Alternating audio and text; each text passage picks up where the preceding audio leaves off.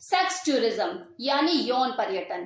पर्यटन से देखो हम सभी लोग इस वर्ड का मतलब भली भांति जानते हैं कि अपने देश में मतलब एक स्थान से दूसरे स्थान पे जाना या फिर किसी दूसरे देश में घूमने के लिए जाना, ट्रैवलिंग पर जाना। लेकिन यौन पर्यटन इस वर्ड से एक ही मतलब निकलता है कि यौन संबंधों के लिए, सेक्सुअल प्लेजर के लिए यौन पर्यटन पर जाना। सेक्स टूरिज्म देखो एक ऐसा व्यापार है जो दुनिया भर के देशों में अरबों का उद्योग बना हुआ है। ऐसे कितने ही देश हैं जहां पर वेश्यावृत्ति लीगल नहीं है, लेकिन अगर सेक्स टूरिज्म की बात आए तो उन देशों के लिस्ट में उनका नंबर सबसे पहले लिया जाता है। जैसे बैंकॉक और थाईलैंड सेक्स टूरिज्म वाली देशों की लिस्ट में इन दोनों देशों के नाम सबसे ऊपर आते हैं, जहां पे खुला देह व्यापार होता है मसाज पार्लर के नाम पे। सेम इसी तरह से ब्राजील में वेश्यावृत्ति लीगल तो नहीं है, लेकिन इसके बावजूद यहाँ पर ये वेश्यावृत्ति, ये जो व्यापार है ये फल फूल रहा है जोर शोर से।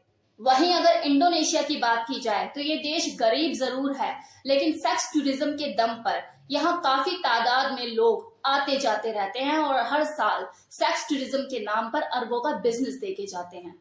अगर फिलीपींस की बात करें तो यहाँ की सरकार और कानून दोनों ने ही गैर कानूनी बता रखा है, लेकिन इसके बावजूद जितना देह व्यापार इस देश में होता है शायद ही किसी और देश में होता हो। यहाँ पर आप सेक्स को खुलेआम तो नहीं कर सकते। अगर आप टूरिस्ट हैं, घूमने के पर्पज से आए हैं, तो किसी फीमेल को एज अ गाइड नियुक्त करके उसके साथ फुल मजे ले सकते हैं, जितना चाहे उतना। यहाँ की जो फिलीपींस महिलाएं होती हैं, ये आपसे सेक्स करने से पहले एक पेपर साइन कराती है जिसमें उसके कुछ नियम लिखे होते हैं, और अगर वो नियम आप पालन नहीं करते तो वो सेक्स नहीं करती हैं। तो पूरा प्रोफेशनली यहाँ पे गेम चलता है। सेम इसी तरह से केन्या देश में सेक्स टूरिज्म के इतने बूम होने का क्या कारण है? पहला गरीबी और दूसरा इलिटरेसी। अनपढ़ होने की वजह से यहाँ के जो लोग हैं इनमें HIV और एड्स को लेकर भी संक्रमण बढ़ता जा रहा है कि 12 साल की बच्ची भी आपको यहाँ पे एज अ सेक्स वर्कर काम करते हुए दिख जाएगी। यहाँ की लड़कियां 5 से 6 क्लाइंट को पर डे हैंडल करती हैं। केन्या देश की इकोनॉमी का सबसे बड़ा जो साधन है वो सेक्स टूरिज्म ही है। अब आपने एक चीज नोटिस करी, मैंने आपको जितने भी देशों के नाम बताए, बैंकॉक और थाईलैंड को छोड़ के मैक्सिमम जो देश हैं जिनमें ये यौन पर्यटन फैला हुआ है, उसके पीछे सबसे बड़ा रीजन क्या है? उन देशों की आर्थिक स्थिति का कमजोर होना। और ये कितनी दुख की बात है ना कि पर्यटनों के लिए तो ये यौन सुख हुआ, सेक्सुअल प्लेजर हासिल करने का एक तरीका हुआ, वहीं सेक्स वर्कर के लिए रोजी रोटी बना हुआ है। अब देखो कुछ ऐसे भी देश है जिनकी जो आर्थिक स्थिति है वो बेहद मजबूत है, लिविंग स्टैंडर्ड भी वहां के देश के लोगों का बहुत हाई है, इसके बावजूद वहां पर यौन पर्यटन बहुत ज्यादा प्रचलित है। रीजन कि वहां के लोग खुद ही इन्वॉल्व हैं इन सब चीजों में, शौक बना बैठा है उनका। मतलब अगले जो है वो खुद से चाहते हैं हर रोज किसी नए बंदे के साथ एक्सपीरियंस लेना। क्या बॉयफ्रेंड तो है ही अपना, लेकिन किसी टूरिस्ट को पकड़ो ना, मौज मस्ती करते हैं, एक नया एक्सपीरियंस भी होगा, साला खर्चे भी उठाएगा, उसको भी तो वो आया ही यौन पर्यटन के लिए, सेक्स टूरिज्म को एंजॉय करने के लिए आया है, तो अपने खर्चे भी उठाएगा, बुक करेगा, खिलाएगा पिलाएगा, मूवी दिखाएगा, मस्ती करेंगे और फन करेंगे। बॉयफ्रेंड तो अपना है ही, वो कहाँ जा रहा है? तो इस तरह की भी सोच, इस तरह की भी मानसिकता है, ज्यादा बढ़ावा देती है। लोग अवेलेबल होते हैं एक नए एक्सपीरियंस के लिए, एक नए फन के लिए। अब ऐसे देशों की अगर बात करूं तो Germany, Spain, Mexico, Austria, Netherland, ऐसे बहुत से देश जो डेवलप कंट्रीज में आते हैं, वहां पर ये प्रचलित है।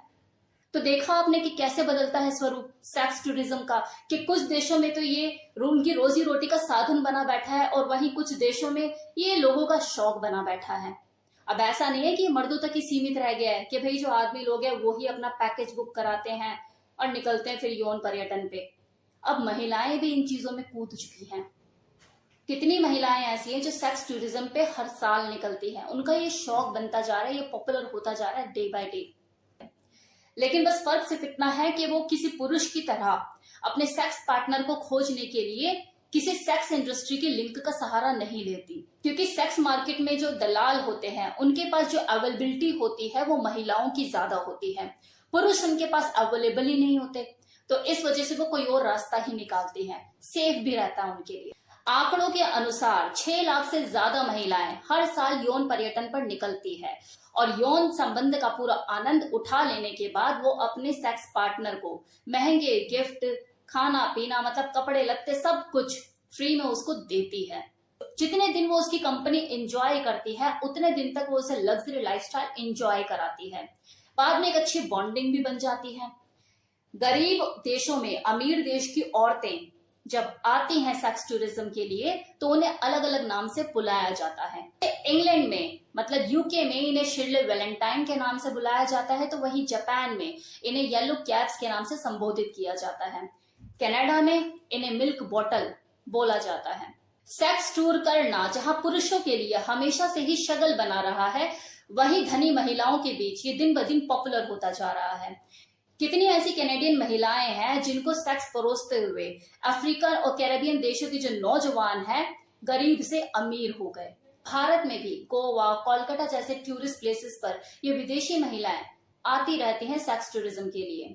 इन स्थानीय लोगों के साथ अस्थायी प्यार और सेक्स के लिए खूब पैसा लुटाती हैं। अब देखो, इस वीडियो के लास्ट में कुछ ध्यान देने योग्य बातें बता रही हूँ, तो ध्यान दीजिएगा कि अगर मान लो कि आप सेक्स टूरिज्म के पर्पज से किसी विदेशी धरती पर जाते हैं तो सोच समझ कर जाइए। अपनी सेक्स भावनाओं को कंट्रोल में रखिए, अपनी बुद्धि का भी यूज कीजिए, क्योंकि आपकी हल्की से लापरवाही आपको बहुत बड़ी मुश्किल में डाल सकती है। हर सेक्स वर्कर के पीछे दलाल होता है जो आपको ज्यादा पैसे वसूल करने के चक्कर में किसी झूठे आरोप में भी फंसा सकता है। तो इन चीजों का ध्यान रखिए कि क्या विदेशी धरती पर है तो सोच समझकर ही कोई स्टेप लीजिए। तो कैसा लगा वीडियो बताना मत भूलिएगा। और हाँ, एक चीज और, मेरे से 2 ही चैनल है, एक ये रिया मल्होत्रा जिसपे आप ये वीडियो देख रहे हैं सेक्स टूरिज्म वाले, और दूसरा लाइफस्टाइल द हॉटेस्ट ओनली। इसके अलावा आपको जो भी मेरे चैनल नजर आते हैं गंदे थंबनेल वाले, 2-2 मिनट की वीडियो वाले, वो मेरे चैनल नहीं है। मेरे सिर्फ 2 ही चैनल है। Love you.